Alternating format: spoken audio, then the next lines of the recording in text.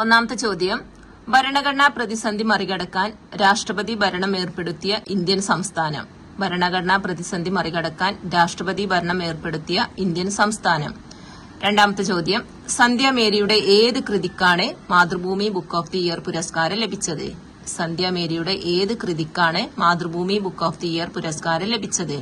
ഇനി മൂന്നാമത്തെ ചോദ്യം, the museum is open to the public dash on Sunday. The museum is open to the public dash on Sunday.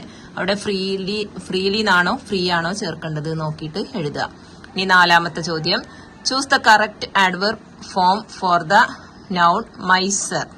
Miser എന്നുള്ളതിന്റെ adverb form എഴുതാനാണ് 4 options കൊടുത്തിട്ടുണ്ട്. Miserly, miseringly, in a miserly manner, then both A and C. ഈ 4 ഓപ്ഷനിൽ ഏതാണ് correct answer എന്ന് നോക്കിയിട്ട് എഴുതുക. ഇനി അഞ്ചാമത്തെ ചോദ്യം, ഒരു ഭാഷയിലെ അർത്ഥഭേദമുണ്ടാക്കാൻ കഴിവുള്ള ഏറ്റവും ചെറിയ ഘടനാപരമായ ഏകകം. ഇതിന്റെ പേരെന്താണ്? ഒരു ഭാഷയിലെ അർത്ഥഭേദമുണ്ടാക്കാൻ കഴിവുള്ള ഏറ്റവും ചെറിയ ഘടനാപരമായ ഏകകം ഏത്? ഇനി 6, തക്കാളി എന്ന പദം മലയാളത്തിലേക്ക് വന്നത് ഏത് ഭാഷയിൽ നിന്നാണ്? തക്കാളി എന്ന പദം മലയാളത്തിലേക്ക് വന്നത് ഏത് ഭാഷയിൽ നിന്നാണ്? ഏഴാമത്തെ ചോദ്യം, 2 വിദ്യാർത്ഥികൾ ഒരു പരീക്ഷയിൽ പങ്കെടുത്തു. അവരിൽ ഒരാൾ മറ്റേയാളേക്കാൾ 9 മാർക്ക് കൂടുതൽ നേടി. അവന്റെ മാർക്ക് അവരുടെ മാർക്കിന്റെ ആകെ തുകയുടെ 56%. അവർ നേടിയ മാർക്ക് എത്ര? ഒന്നും കൂടെ വായിക്കാം. 2 വിദ്യാർത്ഥികൾ ഒരു പരീക്ഷയിൽ പങ്കെടുത്തു. അവരിൽ ഒരാൾ മറ്റേ കുട്ടി നേടിയതിനേക്കാൾ 9 മാർക്ക് കൂടുതൽ നേടി. അവന്റെ മാർക്ക് അവരുടെ മാർക്കിന്റെ ആകെ തുകയുടെ 56%. അവർ നേടിയ മാർക്ക് എത്ര? ഇനി എട്ടാമത്തെ ചോദ്യം, ഒരു അലമാരയുടെ വില 50% വർദ്ധിപ്പിച്ച ശേഷം 20% കുറയ്ക്കുമെങ്കിൽ അലമാരയുടെ വിലയിൽ എത്ര ശതമാനത്തിന്റെ വ്യത്യാസമുണ്ടായി? ഒരു അലമാരയുടെ വില 50% വർദ്ധിപ്പിച്ച ശേഷം 20% കുറയ്ക്കുമെങ്കിൽ അലമാരയുടെ വിലയിൽ എത്ര ശതമാനത്തിന്റെ വ്യത്യാസമുണ്ടാകും? അടുത്തത് 9ാമത്തെ ചോദ്യം, പ്രസ്താവന ശരിയാണോ തെറ്റാണോ എന്ന് എഴുതാനാണ്. തന്നിട്ടുള്ള പ്രസ്താവന ഇതാണ്. പ്രതലത്തിന്റെ മിനുസം കൂടുന്തോറും ഘർഷണബലം കുറയുകയും പ്രതലത്തിന്റെ മിനുസം കുറയും തോറും ഘർഷണബലം കൂടുകയും ചെയ്യുന്നു. പ്രതലത്തിന്റെ മിനുസം കൂടുന്തോറും ഘർഷണബലം കുറയുകയും പ്രതലത്തിന്റെ മിനുസം കുറയും തോറും ഘർഷണബലം കൂടുകയും ചെയ്യുന്നു. ഇനി 10ാമത്തെ ചോദ്യം, ബലത്തിന്റെ CGS യൂണിറ്റ് എഴുതാനാണ്. ബലത്തിന്റെ CGS യൂണിറ്റ് എഴുതുക. 11ാമത്തെ ചോദ്യം, ഏത് സാഹചര്യത്തിലും ബോയിൽ നിയമം, ചാൾസ് നിയമം, അവഗാഡ്രോ നിയമം എന്നിവ കൃത്യമായി അനുസരിക്കുന്ന വാതകത്തെ എന്ത് പേരിലാണ് അറിയപ്പെടുന്നത്? ഏത് സാഹചര്യത്തിലും ബോയിൽ നിയമം, ചാൾസ് നിയമം, അവഗാഡ്രോ നിയമം എന്നിവ കൃത്യമായി അനുസരിക്കുന്ന വാതകത്തെ എന്ത് പേരിൽ അറിയപ്പെടുന്നു? അടുത്തത് 12ാമത്തെ ചോദ്യമാണ്. വാതകങ്ങളുടെ മർദ്ദവും താപനിലയും തമ്മിലുള്ള ബന്ധത്തെക്കുറിച്ച് ആദ്യമായി വിശദീകരിച്ചതാര്? വാതകങ്ങളുടെ മർദ്ദവും താപനിലയും തമ്മിലുള്ള ബന്ധത്തെക്കുറിച്ച് ആദ്യമായി വിശദീകരിച്ചതാര്? 13ാമത്തെ ചോദ്യം, ഹോർമോൺ ഉൽപ്പാദിപ്പിക്കുന്ന ഗ്രന്ഥി ഏത്? ഹോർമോൺ ഉൽപ്പാദിപ്പിക്കുന്ന ഗ്രന്ഥി ഏത്? 14ാമത്തെ ചോദ്യം, ആസ്മ, സന്ധിവാതം എന്നിവക്ക് മരുന്നായി ഉപയോഗിക്കുന്ന ഹോർമോൺ ഏതാണ്? ആസ്മ, സന്ധിവാതം എന്നിവക്ക് മരുന്നായി ഉപയോഗിക്കുന്ന ഹോർമോൺ ഏത്? ഇനി 15ാമത്തെ ചോദ്യം, ഉത്തരപർവ്വത മേഖലയിലുടനീളം പൊതുവെ കാണപ്പെടുന്ന ഫലപുഷ്ടി കൂടിയ മണ്ണുണ്ട്, അതേതാണ്? ഉത്തരപർവ്വത മേഖലയിലുടനീളം പൊതുവെ കാണപ്പെടുന്ന ഫലപുഷ്ടി കൂടിയ മണ്ണേത്? 16ാമത്തെ ചോദ്യം, ഉത്തരപർവ്വത മേഖല കടന്നു പോകുന്ന സംസ്ഥാനങ്ങളുടെ എണ്ണം എത്ര? ഉത്തരപർവ്വത മേഖല കടന്നു പോകുന്ന സംസ്ഥാനങ്ങളുടെ എണ്ണം എത്ര? 17ാമത്തെ ചോദ്യം, ദ പ്രോസസ് ഓഫ് എഡ്യൂക്കേഷൻ എന്നത് ആരുടെ പുസ്തകമാണ്? ദ പ്രോസസ് ഓഫ് എഡ്യൂക്കേഷൻ എന്നത് ആരുടെ പുസ്തകമാണ്? 18ാമത്തെ ചോദ്യം, ഒരു ആശയത്തിന്റെ വിവിധ തലങ്ങൾ അതിന്റെ കാഠിന്യമനുസരിച്ച് വ്യത്യസ്ത ക്ലാസുകളിലായി പഠിപ്പിക്കുന്നതിനായി ക്രമീകരിക്കുന്ന രീതി ഏത് പേരിൽ അറിയപ്പെടുന്നു? ഒരു ആശയത്തിന്റെ വിവിധ തലങ്ങൾ അതിന്റെ കാഠിന്യമനുസരിച്ച് വ്യത്യസ്ത ക്ലാസുകളായി പഠിപ്പിക്കുന്നതിനായി ക്രമീകരിക്കുന്ന രീതി ഏത് പേരിലാണ് അറിയപ്പെടുന്നത്? ഇനി 23ാമത്തെ ചോദ്യം, ഇന്ത്യക്ക് ഒരു ഭരണഘടനാ നിർമ്മാണ സഭ എന്ന ആശയം ഔദ്യോഗികമായി ചർച്ച ചെയ്യപ്പെട്ട INC സമ്മേളനം ഏത്? ഇന്ത്യക്ക് ഒരു ഭരണഘടനാ നിർമ്മാണ സഭ എന്ന ആശയം ഔദ്യോഗികമായി ചർച്ച ചെയ്യപ്പെട്ട INC സമ്മേളനം എവിടെ വെച്ചിട്ടുള്ളതായിരുന്നു എന്നാണ്. 24ാമത്തെ ചോദ്യം, ഭരണഘടനാ നിർമ്മാണ സഭയിലെ അംഗങ്ങൾ ഭരണഘടനയിൽ ഒപ്പുവെച്ചത് എന്ന്. ആ വർഷം ഡേറ്റ് അറിയുന്നുണ്ടെങ്കിൽ അത് എഴുതുക. ഭരണഘടനാ നിർമ്മാണ സഭയിലെ അംഗങ്ങള് ഭരണഘടനയിൽ ഒപ്പുവെച്ച വർഷം. ഇനി അടുത്തത് 25ാമത്തെ ചോദ്യം, ലാസ്റ്റ് ചോദ്യം, ഇന്ത്യയിലെ ഏറ്റവും കൂടുതൽ റംസാർ സൈറ്റുകൾ നിലവിലുള്ള സംസ്ഥാനം ഏത്? ഇന്ത്യയിലെ ഏറ്റവും കൂടുതൽ റംസാർ സൈറ്റുകൾ നിലവിലുള്ള സംസ്ഥാനം ഏത്? അപ്പൊ ഇത്രയും ചോദ്യങ്ങളാണ്, 25 ചോദ്യങ്ങള്. നമുക്ക് ഉത്തരങ്ങൾ നോക്കാം. അപ്പൊ ഞാൻ ചോദ്യം ഉത്തരം എന്നുള്ള രീതിക്കാണ് വായിച്ചു പോകുന്നത്. നിങ്ങൾ ഉത്തരം ശരിയാണോ എന്ന് നോക്കിയാൽ മതി, മാർക്കിട്ട് പോവുക. നിങ്ങൾക്ക് എത്ര ഉത്തരം കിട്ടിയിട്ടുണ്ടോ അത് നിങ്ങൾ നിങ്ങളുടെ പഠനത്തിലെ ഏറ്റക്കുറിച്ചിലുകൾ ഉണ്ടാവും. നല്ല രീതിയിൽ പഠിച്ചു പോകുന്നവരാണെന്നുണ്ടെങ്കിൽ അത്യാവശ്യം എല്ലാ കാര്യങ്ങൾക്കും അറിയുന്നുണ്ടാവും. നമ്മൾ ആ ടോപ്പിക്കിൽ നിന്ന് മാത്രമേ ചോദ്യങ്ങൾ ഇട്ടിട്ടുള്ളൂ, അപ്പോൾ ഫുള്ള് മാർക്ക് കിട്ടിയിട്ടുണ്ടാവും.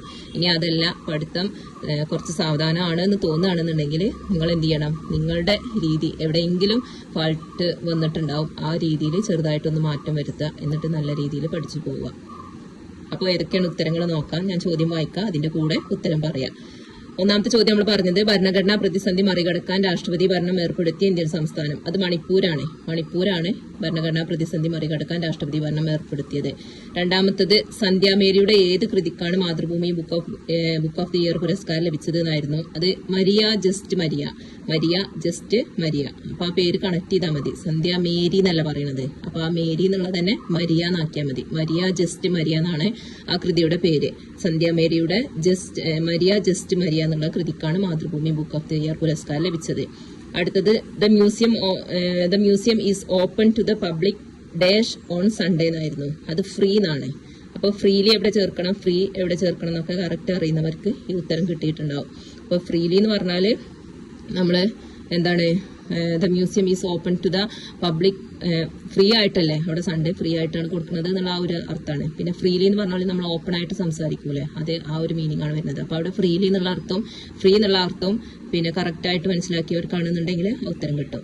പിന്നെ അടുത്തത്, മൈസർ എന്നുള്ളതിന്റെ ആഡ്വർബ് ഫോം ആയിരുന്നു. അപ്പോൾ മൈസർ എന്നുള്ളതിന്റെ ആഡ്വർബ് ഫോം വരുന്നത് ഇന്നെ മൈസർലി മാനർ എന്നാണ്. ഇന്നെ മൈസർലി മാനർ, സി ഓപ്ഷനാണ് വരുന്നത്. അപ്പൊ നമ്മൾ എല്ലായിടത്തും LY വരുമ്പോൾ അത് ആഡ്വർബ് ആണെന്ന് വിചാരിക്കരുത്. ക്ലാസ്സും കാര്യങ്ങളും ആഡ്വർബിന്റെ കാര്യങ്ങളൊക്കെ പഠിച്ചവർക്ക് അത് ശരിയായിട്ടുണ്ടാവും. അപ്പോൾ നൗണിന്റെ കൂടെ എപ്പോഴും LY ചേർക്കുമ്പോൾ അത് ആഡ്വർബ് ആണെന്ന് വിചാരിക്കരുത്, അത് അഡ്ജക്റ്റീവ് ആയിട്ടും വരും. ഇവിടെ മൈസർ എന്ന് പറയുമ്പോൾ അതിന്റെ ആഡ്വർബ് വരുന്നത് ഇന്നെ മൈസർലി മാനർ എന്നാണ്. അടുത്തത്, ഒരു ഭാഷയിലെ അർത്ഥഭേദം ഉണ്ടാക്കാൻ കഴിവുള്ള ഏറ്റവും ചെറിയ ഘടനാപരമായ ഏകകം എന്ന് പറയുന്നത് സ്വനിമാണ്. ഒരു ഭാഷയിലെ അർത്ഥഭേദം ഉണ്ടാക്കാൻ കഴിവുള്ള ഏറ്റവും ചെറിയ ഘടനാപരമായ ഏകകം സ്വനിമ. പിന്നെ തക്കാളി എന്ന പദം മലയാളത്തിലേക്ക് വന്നത് പേർഷ്യൻ ഭാഷയിൽ നിന്നാണ്. തക്കാളി എന്ന പദം മലയാളത്തിലേക്ക് വന്നത് പേർഷ്യൻ ഭാഷയിൽ നിന്നാണ്. ഇനി അടുത്തത്, മാത്സിലെ 2 ചോദ്യങ്ങളാണ്. 2 വിദ്യാർത്ഥികൾ ആ ചോദ്യം അറിയാലോ. ഞാൻ ഉത്തരം മാത്രമേ പറയുന്നുള്ളൂ. 42ഉം 33ആണ് ആ 2 കുട്ടികൾക്ക് കിട്ടിയ മാർക്ക്.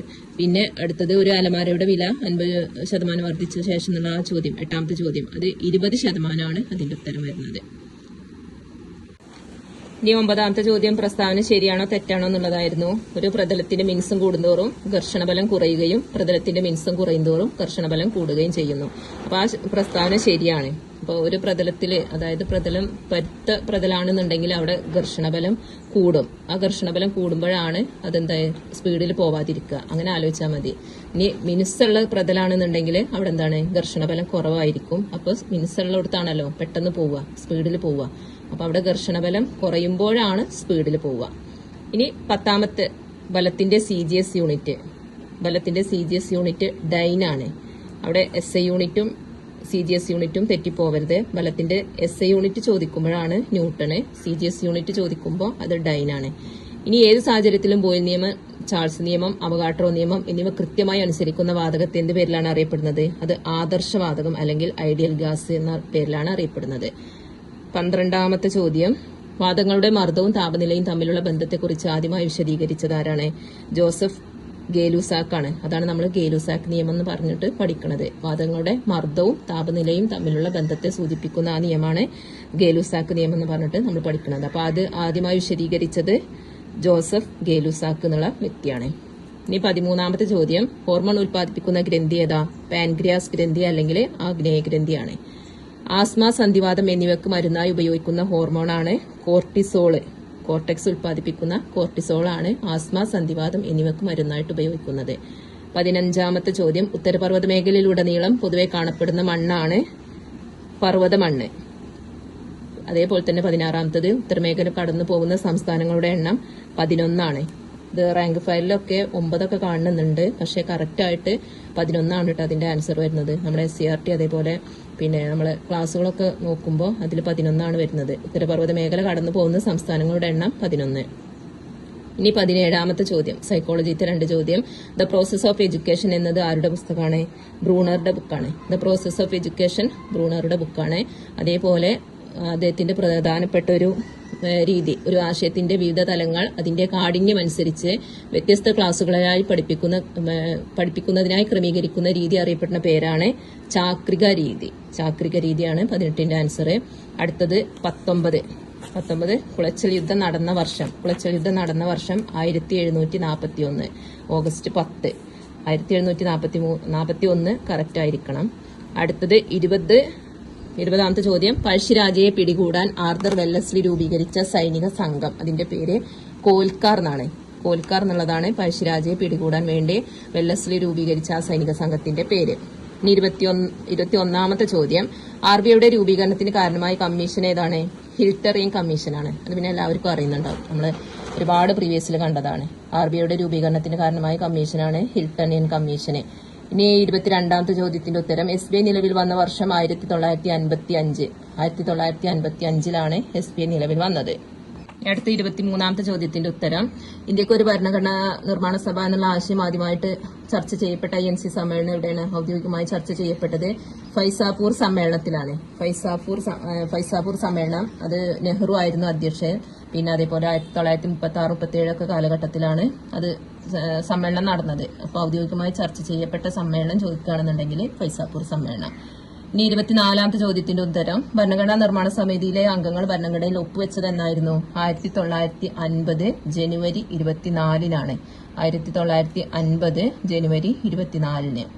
ലാസ്റ്റ്, ഇന്ത്യയിൽ ഏറ്റവും കൂടുതൽ റാംസാർ സൈറ്റുകൾ നിലവിലുള്ള സംസ്ഥാനം തമിഴ്നാടാണ്. അപ്പൊ തമിഴ്നാട് ഇപ്പൊ പുതിയതായിട്ട് തമിഴ്നാട്ടിൽ നിന്ന് 2 സൈറ്റുകൾ കൂടി ഉൾപ്പെടുത്തിയിട്ടുണ്ട്. അതോട് കൂടിയിട്ട് ഏറ്റവും കൂടുതൽ റാംസാർ സൈറ്റുകളുള്ള സംസ്ഥാനം തമിഴ്നാടാണ്. അപ്പൊ ഇത്രയാണ് നമ്മൾ 2ാമത്തെ ടൈം ടേബിളിൽ ഉൾപ്പെടുത്തിയിട്ടുള്ള ചോദ്യങ്ങൾ. ഇനി നമുക്ക് അടുത്ത ടൈം ടേബിൾ, 3ാമത്തെ ടൈം ടേബിൾ ചെയ്യാം.